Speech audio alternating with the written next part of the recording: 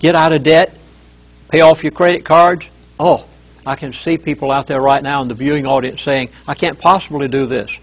Well, everything that's written on a piece of paper, you're going to lose it. Right next to where I live, they're building a giant shopping center in the DFW area. And as I drive by that, your words keep ringing back in my ears. What they really should be doing, instead of building new buildings, putting themselves in debt, getting more of a mortgage, they really need to be really selling assets. In other words, let's say if I owned a string of burger joints, whatever the name, rather than building new burger joints and putting it next to some hotel or some shopping mall or something like that, then what you're really saying is, if they can begin to sell off here, sell off there, put it into hard assets, or get out of debt, pay off some mortgages, get out so that they're more liquid, not cash, again, no paper, that would probably be a good suggestion to do, correct? If it is written on a piece of paper, it's worth the paper it's written on. And that paper could be nothing but something to start a fire with tomorrow morning, whether it be a T-bill, a bond, a house mortgage, whatever it may be. You could lose everything that's written on that piece of paper. When the elite have finished what they're going to do, you will have lost it. So it might be a better idea to hold on to that old car, concentrate on trying to pay that car off so you will have transportation, rather than what we've done in the past, the people that buy a new car. I hear some people buy a new car every year, every 2 years. That kind of mentality these days is past. It's time to hold on to that car, try to pay off those bills, rather than adding new debt. Then the next buzzword. I never thought he'd get on this subject. And he came out with it on his own. I never mentioned it to him. Much of this was spontaneous. Almost as if he was trying to say, Chaplain, I'm too old to care. Just go tell it. He said, the health care bill. I was really surprised he was going to get on this subject. He said, that's not a health care bill. I'll never forget the way he said it. He raised his voice. And his voice is kind of feeble now, too, at 87. He raised his voice. He said, that's not a health care bill. I said, I almost gave his name. I said, you do have a right to protect your sources. I mean, of course. Yeah. And I have to. Of course. So that he'll give me more in the future. I hope I can be able to continue telling you what this man says. I'd like to do this at least every 3 to 6 months. Tell you everything that the elite are telling me as long as this man's alive. And I have a number of sources, not just one, but especially this particular one. He said, this is not a health care bill. I said, what is it? He said, this is total government takeover. Wow. He said, read the bill. We're about to lose our freedom. He said, read the small print. He went on to list a few things. He said, it is total government control. Gun confiscation. Really? Euthanasia. Electronic identification. Oh, I mean, this is startling. He said, the health care bill is not a health care bill. It is total government control of every area of life. I'll let you elaborate on that yourself. I've got to go on because we only have so much time here. I think it fits perfectly into the prophetic scriptures that you and I know so I'm about to explode here. Yes, well, I've got to say something. All right, I understand where they could have to do with identification. I can see where they would say, all right, if you're going to have health care at all, you've got to be a part of our health care, and if you're part of our health care, you've got to do this and such, this and such, and this and such, along with taking some form of identification. And you know that it's all heading toward some kind of a chip. And of course, Revelation 13, 15, 16, 17 says that it's going to be having to do with a tattoo, we believe, some kind of a mark. And the word in the Hebrew there is chixosigma, which means it's something going under the skin.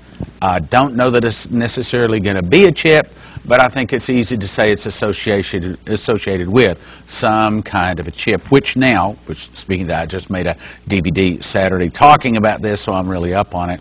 These old chips that they put in dogs, I don't think what they're referring to. Even the newer chips that are much smaller, like a grain of salt, I don't think that's what they're referring to. Now the newest chips are down to nano size. In other words, you take a vaccine, my understanding is this newest vaccine, inside the needle were little bitty nano chips so that they can monitor whether you have that vaccine or not. In other words, I can see how a health care bill could be associated with identification, tracking people, associated with if you're in the system, if you're going to get any kind of health care at all, you've got to be a part of this. But I'm not seeing how it connects to gun confiscation. Please tell me how that connects to gun confiscation, which, by the way, I do believe, and other prophets have said, gun confiscation is going to happen in America. He said, read the fine print. That's all he said. And when I listen to some of the things that they are saying are in that huge health care bill, part of it, it leads on to gun confiscation.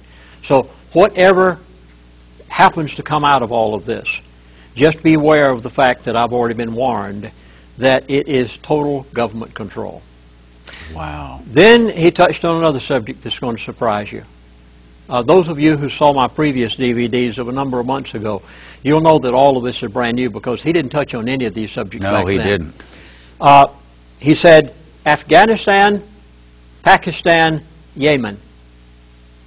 I wondered what in the world he was going to get on to now. He mentioned them. He actually named them. Afghanistan, Pakistan, Yemen. He said it's only saber rattling. Don't pay any attention to it. Wow.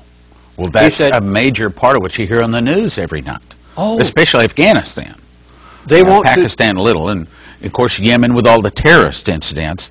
So it's definitely in the news. Yeah, they want to distract our attention away from the main issues. So they use these as a distraction. But he said, don't pay any attention to them. He said, Afghanistan, Pakistan, Yemen. He said, it is only saber rattling to take away your attention from the real issues. And that's all he said. Did he mention what are the real issues? Well, healthcare? I'll get into one more right now that is going to stop you, and it's the next buzzword.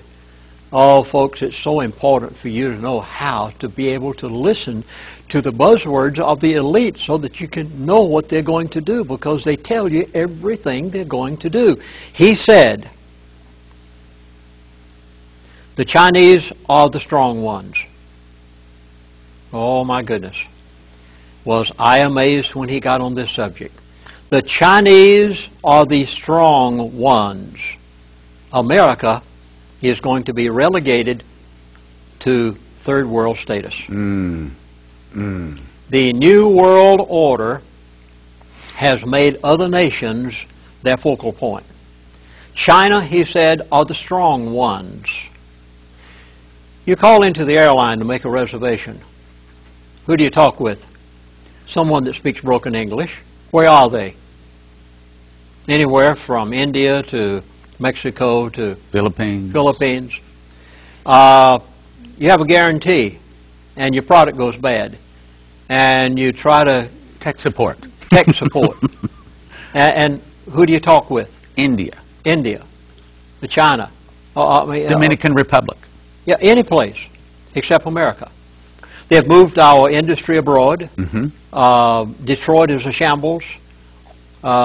People can't find jobs. We wonder how anyone's going to be able to afford anything anymore when they're not using people anymore.